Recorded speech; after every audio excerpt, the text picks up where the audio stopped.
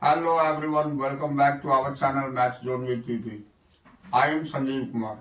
Today I want to provide you quick revision notes of chapter 8 that is cell structure and function. तो आज हम आपको chapter 8 जो cell structure and functions है उसकी detail जानकारी आपको देते हैं और आप आसानी से इसकी पूरी चैप्टर की एक्सप्लेनेशन ले पाएंगे। तो आइए स्टार्ट होते हैं अब। आइए अब हम स्टार्ट होते हैं। तो ये हमारी आज chapter 8 cell structure and function की क्विक रिवीजन नोट्स है। इसमें हम पहला पॉइंट देखेंगे, study of form structure and composition of cell is called cytology. तो सेल की फॉर्म या उसकी स्ट्रक्चर या उसकी कंपोजिशन पूरी डिटेल्ड स्टडी को हम साइटोलॉजी बोलते हैं। तो cell is the structural and functional unit of life in unicellular organism, amoeba, paramecium, yeast और bacteria. Single cell perform all the essential functions of life. यानी सेल जो होती है हमारी स्ट्रक्चरल और फंक्शनल यूनिट होती है लाइफ की। जैसे कि यूनिसेलुलर ऑर्गेनिज्म अमीबा में, पैरामीशियम, यीस्ट और बैक्टीरिया में सिंगल सेल में ही सारी एसेंशियल फंक्शन लाइफ की परफॉर्म होती है। In multicellular organism different kind of tissue perform different functions and have division of labour. यानी मल्टीसेलुलर ऑर्गेनिज्म में अलग अलग तरह के टिश्यू पाए जाते हैं जो अलग अलग फंक्शंस करते हैं, यानी डिवीजन ऑफ लेबर होती है। हर काम के लिए अलग अलग टिश्यूज होते हैं मल्टीसेलुलर ऑर्गेनिज्म में। अब Anton von Leeuwenhoek first saw the describe a live cell, Robert Brown later discover the nucleus. यानी एवी लीवेनहॉक ने सबसे पहले सेल को डिस्क्राइब किया था, जबकि रॉबर्ट ब्राउन ने बाद में न्यूक्लियस डिस्कवर किया था।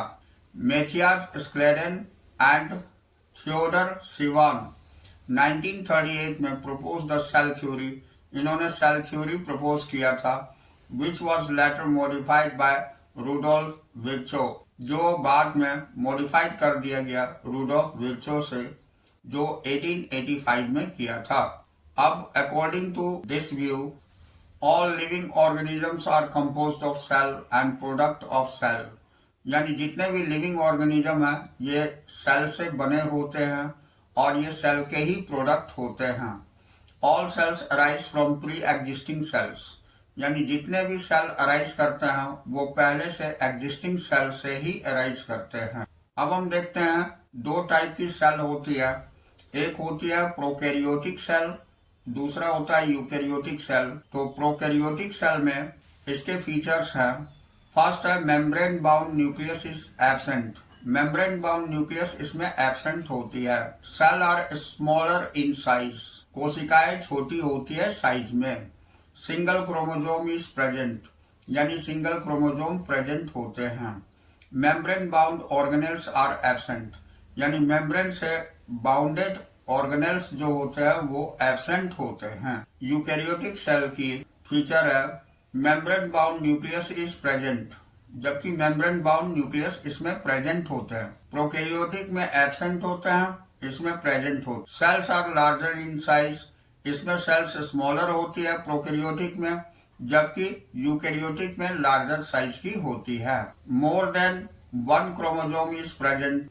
हम देखते हैं कि प्रोकैरियोटिक में सिंगल क्रोमोजोम प्रेजेंट होते हैं, लेकिन यूकैरियोटिक सेल में एक से ज्यादा क्रोमोजोम प्रेजेंट होते हैं। अब चौथा पॉइंट है membrane bound organelles are present, यानी मेम्ब्रेन बाउंड ऑर्गेनेल्स जो है उपस्थित होते हैं, जबकि इसमें अनुपस्थित होते हैं प्रोकैरियोटिक सेल में। अब हम आगे देखते हैं shape and size of cells varies greatly according to their position and functions.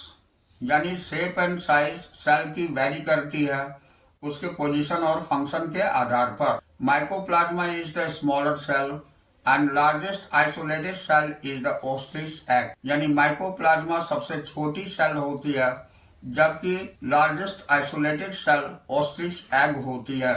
जो बहुत बड़ी साइज की होती है।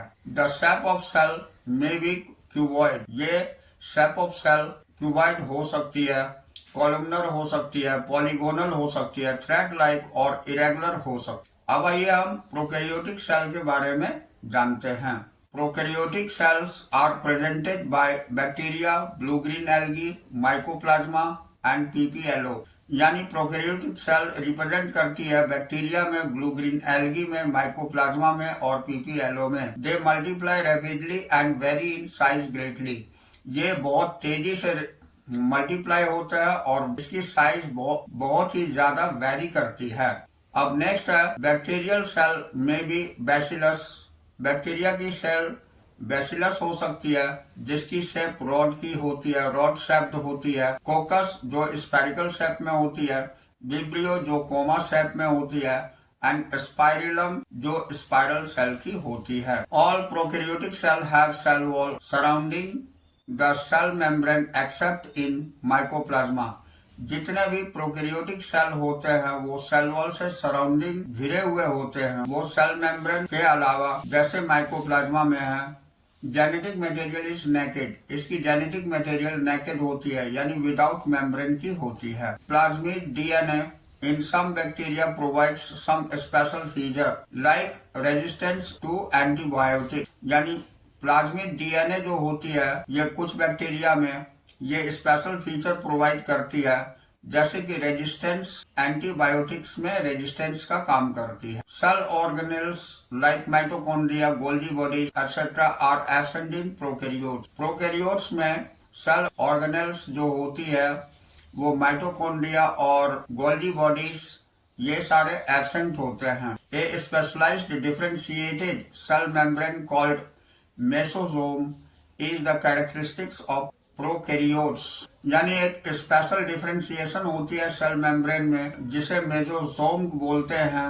ये कैरेक्टरिस्टिक्स होती है प्रोकैरियोट्स की। अब हम नेक्स्ट देखते हैं बैक्टीरिया। हाँ, तो अब हम नेक्स्ट देखते हैं बैक्टीरिया। बैक्टीरिया दो प्रकार की होती है, एक ग्राम पॉजिटिव जिसमें रिटेन ग्राम स्टेन, जिसमें ग्राम स्टेन पाई जाती है, और दूसरी होती है gram negative, do not take up gram stain, जिसमें ग्राम स्टेन नहीं पाई जाती है। अब यहाँ से आते हैं हम in bacterial cell a chemically complex cell envelope is present which consist of 3 layers. Bacterial cell में केमिकल कॉम्प्लेक्स जो है उसकी एक इन्वेलप पाई जाती है जो 3 लेयर की होती है।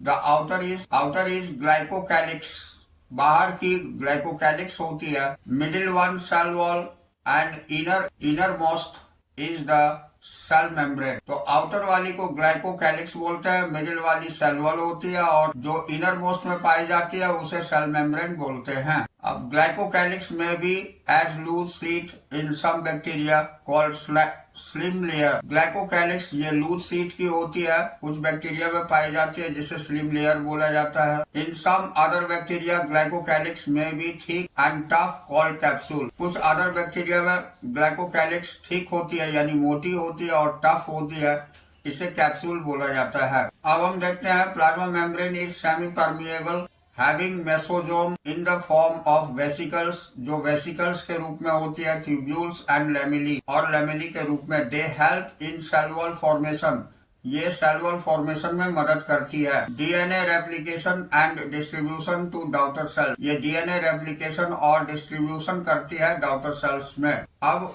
Motile bacterial cell contains flagella, motile bacterial cell में फ्लैजिला पाई जाती है which is composed of filament, जो फिलामेंट की बनी होती है।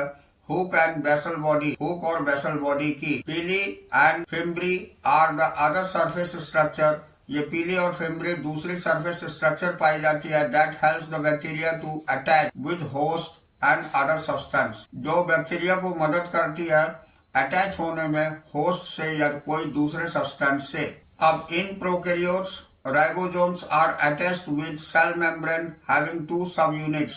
प्रोकैरियोट्स में राइबोसोम्स अटैच्ड होती है सेल मेम्ब्रेन के साथ, ये 2 सब यूनिट में, एक होती है 50S और दूसरी होती है 30S to form together 70S prokaryotic ribosomes. जो आपस में मिल करके 70s प्रोकैरियोटिक राइबोसोम्स बनाती है। Ribosomes are site of protein synthesis. Ribosomes में प्रोटीन सिंथेसिस होती है, उसकी साइट ये होती है। Ribosomes attached with mRNA। Ribosomes attached होती है मैसेंजर आरएनए से to form a chain called polyribosome. एक चेन बनाती है जिसे हम पॉलीराइबोसोम्स बोलते हैं। Reserve material in prokaryotic cells are present in cytoplasm. Reserve material जो प्रोकैरियोटिक सेल की होती है साइटोप्लाज्म में प्रेजेंट होती है as cell inclusion bodies. Cell inclusion bodies के रूप में विच में कंटेन फॉस्फेट, जिसमें फॉस्फेट पाई जाती है, ग्रेन्यूल्स पाई जाती है, ग्लाइकोजन ग्रेन्यूल्स एक्सेट्रा, ये सारे पाए जाते हैं। अब gas vacuoles are found in the blue green algae. Gas vacuoles blue green algae में पाई जाती है। पर्पल और ग्रीन फोटोसिंथेटिक बैक्टीरिया में पाई जाती है। अब हम यूकैरियोटिक सेल में आते हैं। तो eukaryotic cells are present in protista, plant, animals and fungi. Eukaryotic cell present होती है प्रोटिस्टा में, प्लांट में, एनिमल में और फंजाई में। Cytoplasm is divided into compartment due to the presence of membrane bounded organelles. Cytoplasm divide होती है compartment के रूप में जिसमें कि प्रेजेंट होती है ये membrane bound organelles. The cell contains well organised nucleus. Cell के अंतर्गत वेल ऑर्गेनाइज्ड न्यूक्लियस पाई जाती है विद न्यूक्लियर मेम्ब्रेन, जिसमें न्यूक्लियर मेम्ब्रेन होती है। The genetic material are arranged in chromosomes. Genetic material arrange होते हैं क्रोमोसोम्स में। Plant cell differs in having cell wall. Plant cell जो है डिफर होती है सेल वॉल होने से। Plastids and larger central vacuoles, यानी सेल वॉल भी होती है, प्लास्टिड्स भी होती है और लार्जर सेंट्रल वैक्यूल्स भी पाई जाती है as compare to animal cells. Animal cell के कंपैरिजन में animal cells having centrioles which are absent. Animal cell में सेंट्रियोल पाए जाते हैं जो एब्सेंट होते हैं इन प्लांट सेल, यानी प्लांट सेल में। ये फिगर दिखाई गई है प्लांट सेल की। इसकी सारे आप पार्ट्स को देख सकते हैं, इसमें क्या क्या चीजें पाई जाती है। और ये एनिमल सेल दिखाई गई है, इसके भी सारे पार्ट्स को आप देख सकते हैं। अब हम एनिमल सेल में आते हैं। तो एनिमल सेल या cell membrane is composed of lipids and are arranged in bilayer. Cell membrane lipid से बनी होती है और ये अरेंज होती है 2 लेयर में। The lipids component is mainly composed of phosphoglycerides. Lipid जो होती है वो कंपोनेंट होती है मेनली कंपोज्ड होती है फॉस्फोग्लिसरीड से। Later it was found that protein is also present in cell membrane, यानी बाद में ये देखा जाता है कि प्रोटीन भी प्रेजेंट होती है सेल मेम्ब्रेन में। Ratio of protein and lipids varies in different cell. इसमें अलग अलग सेल्स में प्रोटीन और लिपिड्स की रेशियो अलग अलग होती है। मेम्ब्रेन प्रोटीन में भी इंटीग्रल और पेरिफेरल। मेम्ब्रेन प्रोटीन जो है ये इंटीग्रल और पेरिफेरल भी हो सकती है। इंटीग्रल प्रोटीन रिमेन्स बरीड इन मेम्ब्रेन। इंटीग्रल प्रोटीन जो होती है ये मेम्ब्रेन के बीच बरीड होती है। But peripheral protein lies on the surface, लेकिन पेरिफेरल प्रोटीन जो है सरफेस पर लाइज करती है। Singer and Nicolson 1972 proposed fluid mosaic model. Singer and Nicolson 1972 में फ्लूइड मोज़ेक मॉडल प्रपोज किए थे। अकॉर्डिंग टू दिस मॉडल, इस मॉडल के अनुसार the quasi fluid nature of lipid enables lateral movement of protein. Quasi fluid nature जो है lipid को lateral movement के लिए, प्रोटीन का लेटरल मूवमेंट के लिए इनेबल करता है with in the bilayer of lipid, यानी बाइलेयर ऑफ लिपिड के अंतर्गत। अब the main function of plasma membrane is transport of molecules across it. Main function plasma membrane की होती है मॉलिक्यूल्स की ट्रांसपोर्टेशन जो इसके अंतर्गत होती है। अब हम यहाँ देखते हैं एक्टिव ट्रांसपोर्ट और पैसिव ट्रांसपोर्ट किसे कहते हैं। तो यहाँ देखिए एक्टिव ट्रांसपोर्ट के अंतर्गत पहला पॉइंट है the transport involve and expenditure of energy by cells. इस ट्रांसपोर्ट में इन्वॉल्व होती है एक्सपेंडिचर एनर्जी की सेल्स के द्वारा। दूसरी पॉइंट है it occurs against the concentration gradient. ये कंसंट्रेशन ग्रेडियंट्स के अगेंस्ट पाई जाती है।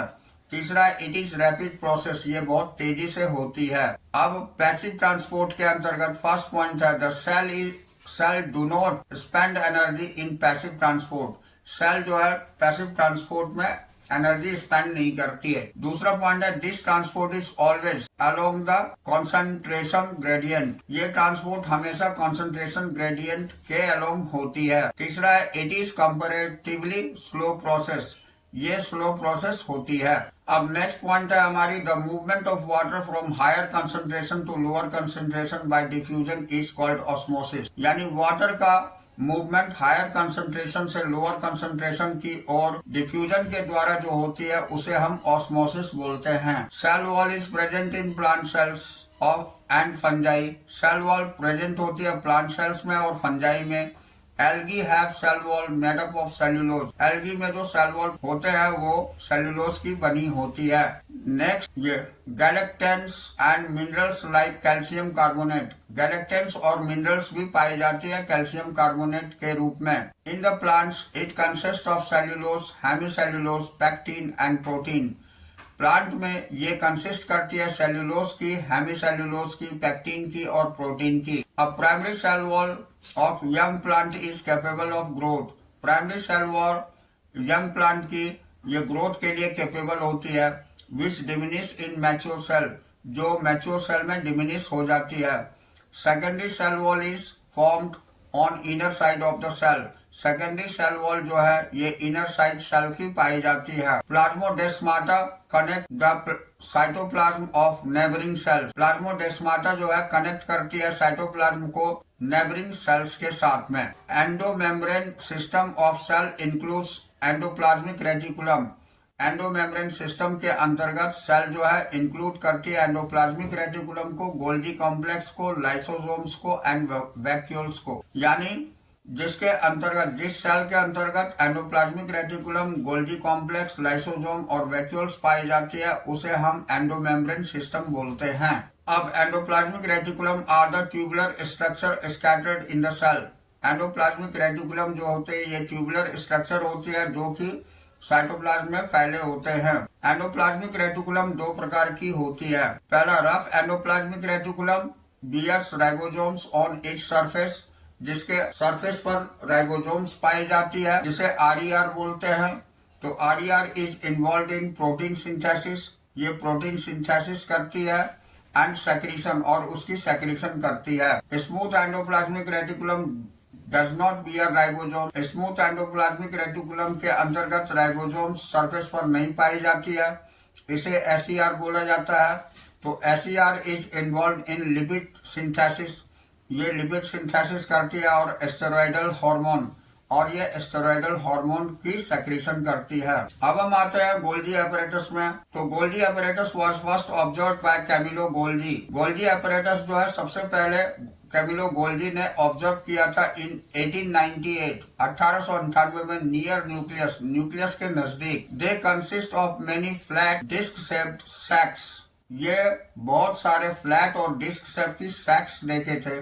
सैक्स मीन्स थैले, और cisternae scattered parallel to each other, और सिस्टर्नी पाई जाती है इसमें जो कि एक दूसरे के पैरेलल होती है। Golgi complex perform the function of packaging of materials. Golgi complex जो है पैकेजिंग ऑफ मटेरियल की फंक्शन करती है एंड इट्स ट्रांसपोर्टेशन, और उसकी ट्रांसपोर्टेशन करती है। A number of protein synthesised by ribosomes are modified in cisternae of Golgi apparatus. यानी ए नंबर ऑफ प्रोटीन की संख्या है जो सिंथेसाइज हो जाती है राइबोसोम के द्वारा, यही मॉडिफाई हो जाती है गोल्गी कॉम्प्लेक्स की सिस्टर्नी के रूप में। Golgi apparatus is the site of synthesis of glycoproteins and glycolipid. Golgi apparatus ये साइट होती है सिंथेसिस जो करती है ग्लाइकोप्रोटीन और ग्लाइकोलिपिड्स की।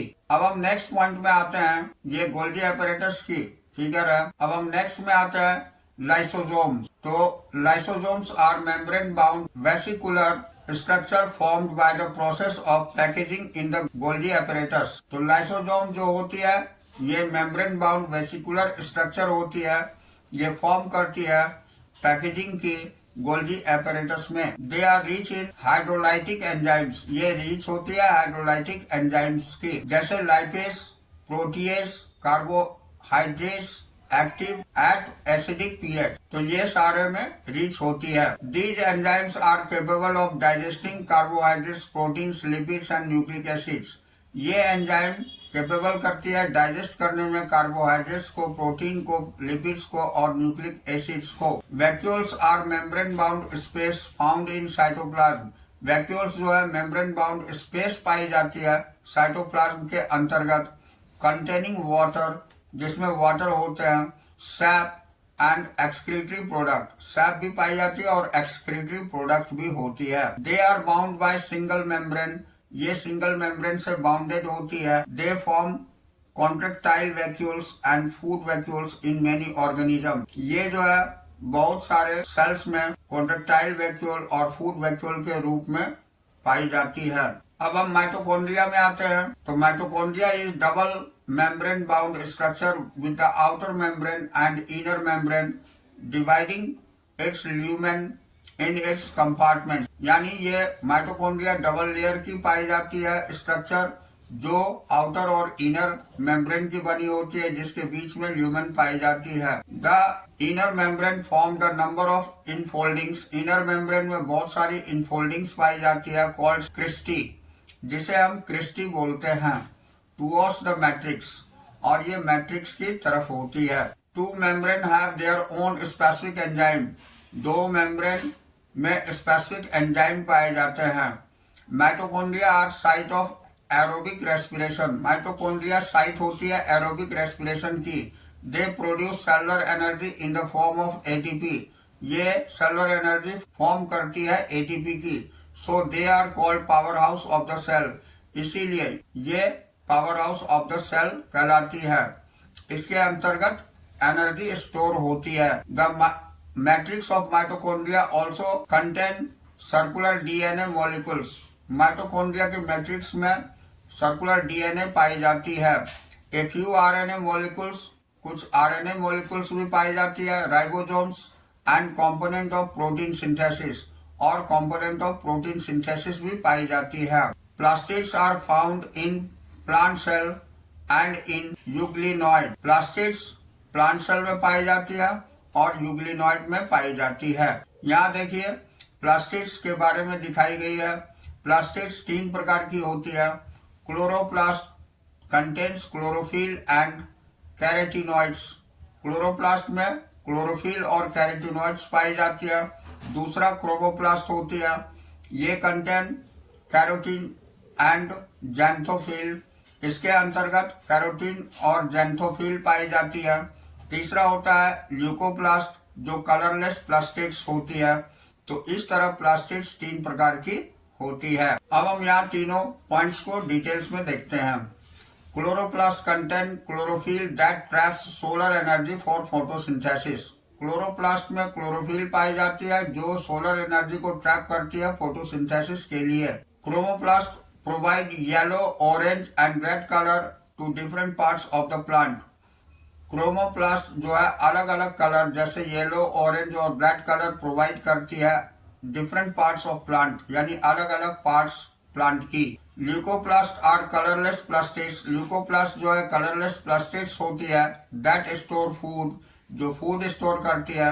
एमाइलोप्लास्ट कार्बोहाइड्रेट्स करती है, और यूरोप्लास्ट ऑयल्स को करती है, एंड एल्यूरोप्लास्ट प्रोटीन को करती है। ये फूड स्टोर इस रूप में करती है।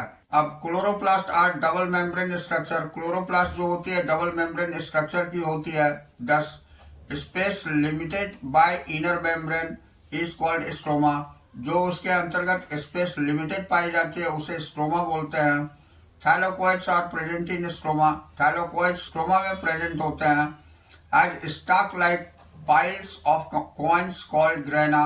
और जो स्टॉक लाइक पाइल्स होते हैं ये कॉइन के रूप में होते हैं जिसे ग्रेना बोला जाता है। यहाँ आप फिगर में देख सकते, ये थैलाकोइड्स है, ये ग्रेनम है, ये inner membrane outer membrane double layer की होती है, और ये स्ट्रोमा लैमेली है। तो ये हमारी क्लोरोप्लास्ट की फिगर है। Stroma contains enzymes for synthesis of protein and carbohydrates. Stroma में जो एंजाइम होती है वो प्रोटीन और कार्बोहाइड्रेट की सिंथेसिस करती है। Double strand circular DNA and ribosomes are present in stroma. Double strand circular DNA पाई जाती है और राइबोसोम्स प्रेजेंट होती है स्ट्रोमा में। Eukaryotic cell have 80s ribosomes. Eukaryotic cell में 80s राइबोसोम्स पाए जाते हैं। दे हैव ग्रैन्युलर स्ट्रक्चर, इसकी ग्रैन्युलर स्ट्रक्चर होती है विद 2 सब यूनिट्स, इसमें 2 सब यूनिट्स पाए जाते हैं। नेक्स्ट है सेंट्रोजोम। तो centrosome is an organelles containing 2 cylindrical structure called centrioles. Centrosome में एक ऑर्गेनेल्स होती है जिसमें 2 सिलिंड्रिकल स्ट्रक्चर होती है जिससे हम सेंट्रियोल्स बोलते हैं। Each centriole is made up of 9 fibrils of tubulin protein. हर सेंट्रोल जो है ये 9 फाइब्रिल्स की बनी होती है ट्यूब्यूलिन प्रोटीन की। General part of centriole is called hub. General part जो होती है वो हब कहलाती है और peripheral fibrils are called stops, और पेरिफेरल फाइब्रिल्स को स्टॉप्स बोलते हैं। Nucleus has highly extended elaborated nucleoprotein fibres called chromatin. Nuclear में highly extended elaborate nucleoprotein fibres पाई जाती है जिसे हम क्रोमेटिन बोलते हैं। न्यूक्लियर मैट्रिक्स एंड न्यूक्लियोलाई, जो न्यूक्लियर मैट्रिक्स और न्यूक्लियोलाई भी पाए जाते हैं। The outer membrane is continuous with endoplasmic reticulum and bear ribosome. Outer membrane जो होती है ये कंटिन्यूअस होती है एंडोप्लाज्मिक रेटिकुलम से, जो बियर राइबोसोम को करती है। The chromatin material change into chromosome during active cell division. Chromatin material जो है चेंज होती है क्रोमोसोम में एक्टिव सेल डिवीजन के दरमियान। इट कंसिस्ट ऑफ डीएनए, जो डीएनए कंसिस्ट करती है, एंड हिस्टोन प्रोटीन, और हिस्टोन प्रोटीन कंसिस्ट करती है। Every chromosome has a primary constriction of centromere. Her chromosome जो है ये प्राइमरी कंस्ट्रक्शन होती है सेंट्रोमियर या सेंट्रोमियर पाई जाती है ऑन द साइट ऑफ, ये साइट में पाई जाती है which disc shaped kinetochores are present, जिसमें डिस्क शेप किनेटोकोर्स पाए जाते हैं। On the basis of position of centromere chromosomes are following type, यानी पोजीशन के आधार पर सेंट्रोमियर की क्रोमोसोम्स निम्न प्रकार की होती है। अब यहाँ देखिए ये सेंट्रोमियर है, तो सेंट्रोमियर की पोजीशन जहाँ जहाँ होती है उस आधार पर हम दिखाते हैं। Some chromosomes have non strand secondary construction at certain location. कुछ क्रोमोसोम्स में नॉन स्टैंडिंग सेकेंडरी कंस्ट्रक्शंस पाई जाती है कुछ लोकेशंस पर। This gives a small filament like satellite, जो स्मॉल फिलामेंट सैटेलाइट की तरह दिखती है। तो ये हमारी यहाँ चैप्टर फिनिश होती है। तो आज की क्लास हम ओवर यही करते हैं। That's all for today. We will meet again on the next class.